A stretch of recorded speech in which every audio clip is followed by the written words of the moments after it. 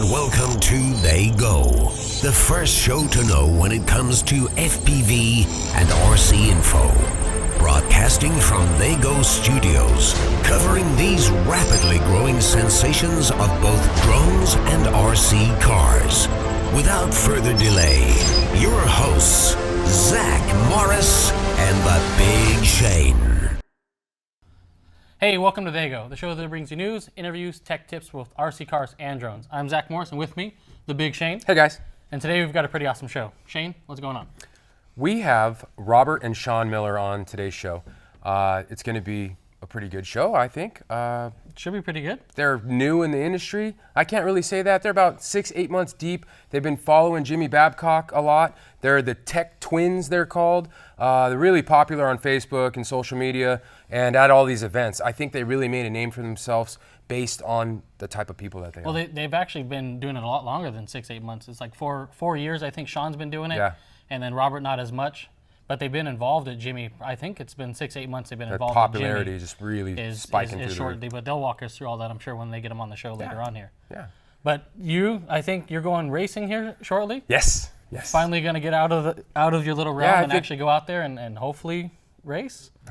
Hopefully. I don't know. Hopefully I'll be able to actually make my stuff run this time, and it will work, and I won't have any people yelling and screaming at me, and we'll be able to actually get out there in the field and see some people that we like and that like us, right? I mean, people are fans. I'm telling you right now. We got to get out there. Before we even go out. Where are we going? I'm going to beat you. What? You beat me. You say this every time, but now that you've said it, it's going to be a different story on the track. So we're going to Coyote Hobbies, round 1 of their point series this coming Saturday. When you guys watch the show, you'll know who took the win on that one. Of course, I'm going to win this. Shane's going to lose. Somebody might even have a video clip. Maybe we can include this later on. Yeah, I think we will. We're gonna have to put a picture on the box, even though it's not trophy time, and just to show you that I'm going to beat you. Okay. It's going to happen. All right, it's a bet. We'll put some money on it. We're not going to put any money on it. You're going to have to take a picture with my car. They had drone racing, gambling live for money? No, because it's only gambling with drones if you do, what was that, Forbes that we learned? Forbes actually did the drone racing on betting and all of that. It was only like $100.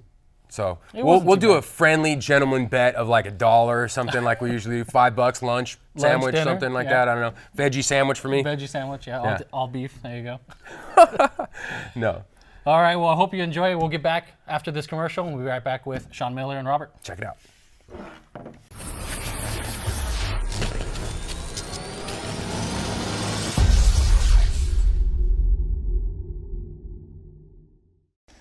We're back here with Robert and Shawn Miller, and I just want to welcome them to the show. Welcome, guys. Welcome to TheyGo. Hey, what's going on, TheyGo Studios? How are you? It's great to have you guys here. We had you guys here originally. I think it was our first show we were ever doing. You guys were here for Worlds, and you showed up here with Jimmy Babcock that night, and we were interviewing Jimmy, and he's like, "Let me get these guys on the show. I want you to really, pimp these guys out and get them out there on the market and let everybody know what these guys are all about, because they're so loving in the community. Everybody likes them." And it was really, really early in the morning too for these guys. Oh man, they were here a week, and then they show up, with Jimmy Babcock and the whole crew. Hey, we were happy to come down for that interview with you guys. Yeah, man. and we weren't prepared for you, but now we are, and here you guys are on our show. Welcome to TheyGo. I'm glad you guys are stoked, man. Yeah, you got to be here. Well, before we get started, let's introduce you guys. Who's who, and yeah, let's let everybody know who you guys are. I'm Robert Miller, one of the Tech Twins. I'm Shawn Miller, the younger of the two Tech Twins, 8 minutes younger. You can tell these guys are battling it out all the time, right? Like, if they're brothers, they're usually just, usually fighting. Right. Brotherly love, we'd call it, right? But you guys are twins, and that makes it even extra special. So you guys almost think alike and do the same things. Now you're painting RC car bodies and stuff like that, right, Shawn? Yep. Yes, sir. And then does Robert do any of that stuff too, or do you guys? No, he actually reaps the rewards of having a twin brother as a painter and just drops bodies off as he pleases. Yeah, it's like, here you go, do all these. It's typical in the RC world. I'm still yet to charge him for a body this day, but I guess, when you're twins, you dial each other up. I appreciate it very much, and thank you. And I love the work that he does. And you guys help out with the whole JBRL, right? Every time he paints me a body, I end up getting it on the podium and making him look good, and feeling good about it with the new body on, and it's great. Now, Zach was saying that you guys help out with JBRL and all of that. What's actually involved in that? Is it an easy thing that you guys just kind of show up and do, or what's involved with all of that? It's a labor of love, to be honest. We work hard, and there's a lot of setup involved, and we kind of do, I wouldn't say the thankless tasks, because, a lot of people show up and thank us for our hard work. But there's a lot of running around and putting the dot in the I's and crossing the T's when it comes to hosting an event and having it run smoothly. And everybody that knows Jimmy Babcock and the way he runs his events, he's a very organized, meticulous human being. OCD. Yeah, and he, he likes his events to run good. So, we work hard for him, and we enjoy working in this industry and working hard because everybody else reaps the rewards of a good, smoothly run program, and everybody's there to have fun. And Jimmy, we're glad that Jimmy definitely puts on one of the best shows on the West Coast, does, I can say, and his sanctioned racing is top notch. And what I want to say is we had Zach Rogers on the show here last week, and we actually just released that episode. And we were talking about how to get sponsored and what these people look for in these companies. And what I was thinking, outside looking in, is here's two young men, fresh in the sport. You guys have been doing this about 6-8 months now, and all of a sudden, bam! You were here for the Worlds. Now you're the tech twins for Jimmy Babcock. How did this happen? Just by getting some RC cars and heading down to the racetrack and getting fast and hanging out with Jimmy and becoming good friends with him. And we started racing 4 years ago, and just through our friendship at the racetrack and the awesome club events that he has on Tuesdays and Saturdays at Hot Rod Hobbies, we grew a relationship with him, and one thing led to another, and Robert and I started kind of working some events. Me more or less in the last year. Robert's been with him a few years. Okay. And we just kind of grew this awesome bond through RC and just club racing that has blossomed into working worlds. And that's one of the things I will say is the RC community. That's how me and Shane met, racing RC cars, and you meet some really cool people in this whole industry. But what made you go into your local hobby store and buy that first RC car? What, just out of the whim? Or? To be honest, I'm an impulse buyer. It's nothing easier than that. And my buddy calls up and says, "Hey, man, I'm going to get an RC car, and I have a friend with a track in his backyard." And I said, "I probably shouldn't go with you, but I'm probably going to go and buy an RC car." And I did. And then I went out to, our local racetrack out here in Camarillo, California, the Roadrunners RC, and was racing down there and met some of the local guys running the event, Greg and Matt Boutel and Jared and a couple of the guys. And they said, "Hey, man, why don't you come out and race with us this Sunday? We're holding a club race." And so I did. And from that day on, 4 years ago, I've been racing every single week since. And I race with my twin brother. My girlfriend races. My 7-year-old nephew races. It's a whole family It's a family affair. You're right. It's the people in this hobby, which I got in for the racing. And the thing I've enjoyed most is the people. The community, the backbone. The trophies are pretty cool. Definitely, yeah.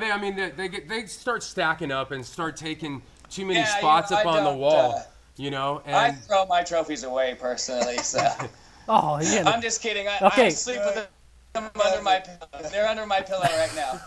But now, so you say you're impulse buyer. Now you, Robert, what made you follow? Did you follow your brother into racing, or how did all that? Exactly that story. Yeah, he came home with a race car, and then I tried to hold off as long as I could. I heard about the backyard tracks, I heard about the Camarillos, then I heard about hot rods, and I eventually broke. And he said, "Let's go get you a car." And we went on Craigslist and we drove out to East LA and bought 2 or 3 brand new cars and all their tires and batteries. And then for me, that was it. We got the cars going and we went straight to the backyard. And after a few months of in the backyard, I said, "All right, let's go to the track." And the rest is history. And it was all just. I think he still owes me for that truck I bought him that day 4 years ago. Just it's true. Throw it out there. I think it was $75 for the roller. But I heard the fun he was having. It was the best money I ever spent, We grew up dude. dirt bike riding since the age of 4 years old. And, I want to be in the dirt. I want to be at the track. And that's where it was. So RC car racing brought me back to the track. It brought me back to the racing, brought me back to being with everybody at a track, doing the same thing, having a great time. I just fell in love with it, plain and simple. It's definitely a safe environment to be in. Everybody is mostly friendly in the industry, unless we run into each other or something like that happens. You smash each other on the track. People get mad. It's racing. That's part of it. But the best thing about it is nobody gets hurt, really. I mean, I've been hit by a car and stuff like that. But 8-scale marshalling can be tough. But other than that, it's a fairly safe sport, and we don't have to involve ourselves and actually get hurt physically. The car gets hurt, we repair it. That's my favorite thing, to be honest, because as you guys know, I got the nickname Sexy Leg because I have a prosthetic leg from a motorcycle accident.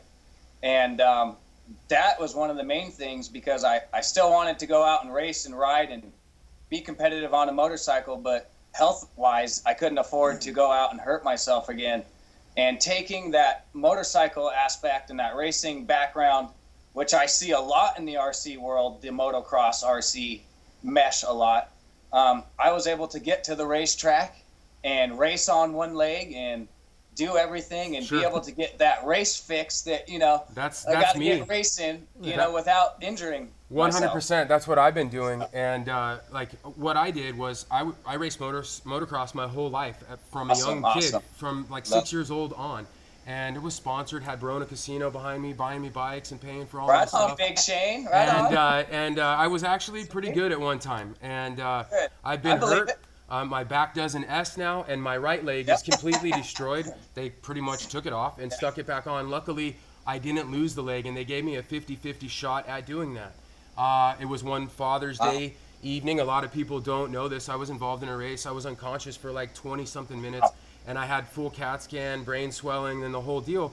And this is what took me out of the motocross industry and really reevaluated my life into the RC car market and the RC car world. I had the background of building big motocross tracks and freestyle parks and all this stuff, and then I was like, let me micro-size these down a little bit and see if I can bring this to the RC car world, what I know of motocross, and then still kind of use those race lines and everything else. I whip it out the same way, and it's really the same thing. And Nitro really gave that appeal to me right off the bat. I love the Nitro car.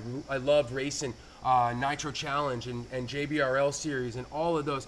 I love that stuff. And then once I got into the 10 scale market with a short course truck, and that got me into the electric scene. And then now we're doing drones. So it keeps expanding. And I just want to say, even with the loss of the leg, doesn't mean that you can't go out there and do this stuff. Because unlike a motorcycle, you needed that physical, ability to do that. Well, not only that, I remember the first time we went to the track, and I think I saw Shawn out there marshalling, and I'm up there expert buggy, and I'm like, oh God, oh no, is this guy gonna be able to do it? You kind of look at your horizons like, okay, I can't mess up there. Faster than most normal guys. And he's faster than most normal guys, and you're right. And listen, man, it's mind over matter, as you guys know. Yeah. And it's just, you got to just get out there and give it your all. Like I said, I'm fortunate to still be alive and out there racing. Yeah, it's great that so, you're still able to do some of this stuff that you love, and it's still involved in your life. You took that motocross background and you brought it into the RC car world, and you built a community. I think people really like you in this community, and we're going to get into that right after we get back from this commercial break.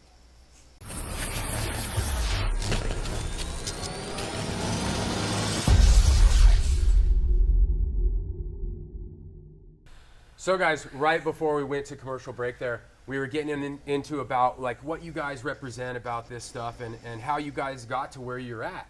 And I said I believe it's because of who they are and what they represent. Right. And they're the Tech Twins. And they're very nice people. I don't know them personally. I don't hang out with them every day. But from what I can tell is that if they're on Jimmy Babcock's team and traveling around with him, they must be cool enough to be acceptable to everybody and be able to accept everybody's ragingness and then madness at these races. People get angry and stuff like that sometimes, and here you guys are cool-headed, cool-minded, and keep everybody calm and under control. Disqualifying world championships and so I mean that's basically what I wanted to just talk about, and how you're well liked. I mean, some people out there that get 1 million views from from the pictures that they took, or they had some sexy photos out there or whatever. But you guys made it from a different aspect. I mean, you guys didn't, put out these sexy photos and stuff like that. You didn't show the cleavage, but they're just the tech twins, and people really like their personalities. Right. We could tell that from this interview. They're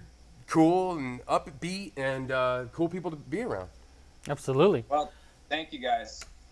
Well, and you guys have been doing the racing thing. Now, you've been painting recently, right? You have your own little paint deal that you're doing, Shawn? Yep, I own my own design. Sexy Leg Designs is the company that I created, and I paint my own custom airbrush bodies. Okay. Not only do I do that, I tech, and I'm kind of an all-around guy for the JBRL. I also design all the racetracks and all the layouts that go in at hot rods. And we have a track builder come in and build them, but I also design all the tracks. Not many people know this. I announce now. Some people have heard me on Live RC at some of the JBRLs. But hanging around Jimmy Babcock enough, you kind of end up grabbing the mic out of his hand and yelling into it once in a blue moon, and I don't do too bad. So now, how can we get a body to you? How can, for those of us out there watching the show, how can they get a hold of you to get a body painted? The easiest way is just go on to Facebook and look me up under Shawn Miller and send me a PM, a personal message, and just say, you'd like to get a body to me, and I'll have you get my address, and you can send it to my house personally. And my turnaround time is a guaranteed week from when it gets to my house. Can you grab a body off of the shelf there and just show somebody maybe an example of what you got going on there? Just let's let these viewers know what they're missing out on and what they can order from you. We got a couple bodies, going on here. There's a little mini 18th scale body. Yeah, that's cool. A little mini one. Yeah, that's only an 18th scale, and then, I got some other cool short course stuff. You pretty much call me up. I don't like to copy any bodies. I always put my own Sexy Leg Designs touch to it.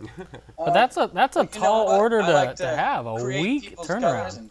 Yeah, to be able to turn around in a week's time, like to most people out there in the audience, to be able to do this in that amount of time. We know of some personal painters, and they're backed up for weeks at a time. Months even. I mean, this is an artist at his finest hour. And then when they put in this time and effort into these bodies, it takes sometimes like 14 hours to do some of this scalpeling effects on some of these on-road bodies. I mean, that short course sitting there behind you, that thing takes some time to do. And then people think, because it's bigger, it's easier to work with. And sometimes the smaller stuff is the hardest stuff to work with, right? I mean, you speak well of the paint language. You're right.